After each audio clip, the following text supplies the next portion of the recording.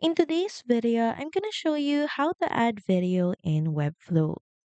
So first open up your project in Webflow Designer and of course go to the page where you want the video.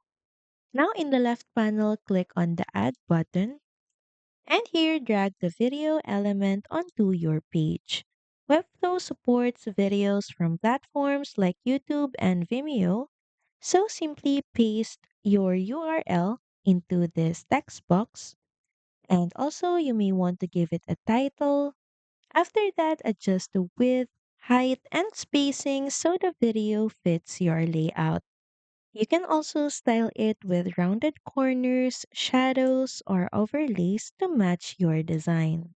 And once you publish your site, the video will be fully playable and responsive on your Webflow page. So that's pretty much it. Thank you very much for watching this video, and I'll see you again on the next one. Bye!